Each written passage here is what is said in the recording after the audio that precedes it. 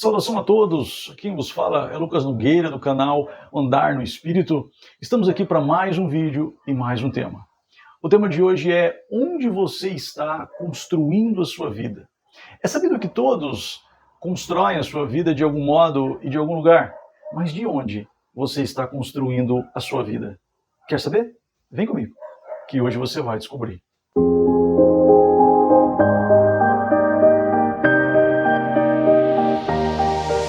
Pois bem, pessoal, para abordarmos esse tema de hoje, é necessário recorrermos a um texto das Sagradas Escrituras. Acompanhe comigo.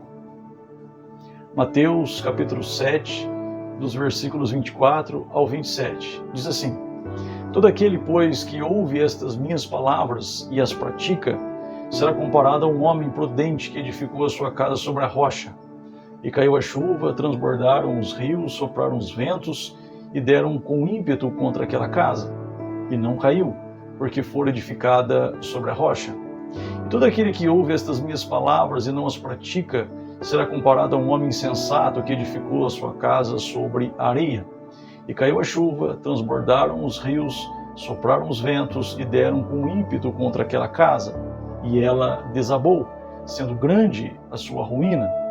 Neste texto, Jesus fala sobre dois fundamentos no qual duas pessoas constroem.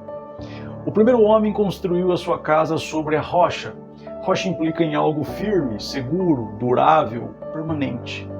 A consequência disso foi que quando caiu a chuva, transbordaram-se os rios e sopraram-se os ventos, a casa não caiu. Pelo contrário, ela permaneceu. Mesmo depois de tamanha tempestade, a casa estava lá, firme e forte. Mas como essa casa pôde permanecer mesmo diante de tamanha tempestade? O texto nos responde: pois estava edificada sobre a rocha. Por isso Jesus chama esse homem de prudente, pois ele foi um sábio construtor, pois ele pondera que o período de estiagem é de curta duração, ou seja, logo a estação muda. E mudando a estação, o perigo é iminente. E sendo assim, isso fez este homem construir a sua casa sobre a rocha, de modo que no texto paralelo de Lucas nos é dito melhor como ele fez isso. Lucas capítulo 6, versículos 47 e 48. Todo aquele que vem a mim e ouve as minhas palavras e as pratica, eu vos mostrarei a quem é semelhante. É semelhante a um homem que, edificando uma casa, cavou, abriu profunda vala e lançou o alicerce sobre a rocha. E vindo a enchente, arrojou-se o rio contra aquela casa, e não a pôde abalar, por ter sido bem construída. Percebam a expressão chave do versículo 48. Abriu profunda vala e lançou o alicerce sobre a rocha. Aí eu pergunto a você, é fácil cavar sobre a rocha? A resposta é não, pois é muito difícil, pois cavar profunda vala sobre a rocha demanda tempo, esforço, trabalho, dedicação e muita, mas muita determinação. Mas na prática, o que significa edificar ou construir a sua casa sobre a rocha? Mateus 7,24 nos é dito que edificar sobre a rocha é o mesmo que ouvir e praticar as palavras de Jesus. Ou seja, é construir uma vida para dentro de Cristo. Esta é a única maneira de você alcançar uma edificação sólida. Mas temos que levar em conta que nem todos edificam a sua casa ou a sua vida sobre o mesmo fundamento.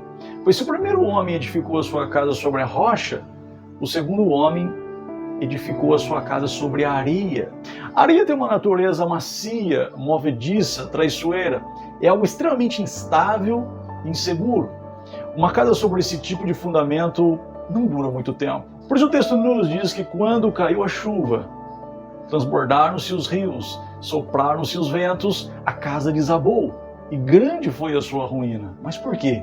Porque foi edificada sobre a areia. Chama a atenção que antes da tempestade as duas casas pareciam estáveis, seguras. As duas casas pareciam muito boas. Mas quando veio a tempestade, então foi revelado a verdadeira natureza de cada fundamento. É digno de nota os três elementos citados por Jesus: a chuva, os rios e o vento. As chuvas caem de cima, os rios correm por baixo e os ventos vêm de lado. Jesus disse que esses elementos deram com ímpeto contra aquela casa, ou seja, eles combateram aquela construção até derrubá-la. Isso representa que as lutas, as dificuldades, as tribulações desta vida virão para todos e de todos os lados. E quem edificou a sua casa sobre o fundamento errado não vai conseguir suportar a pressão.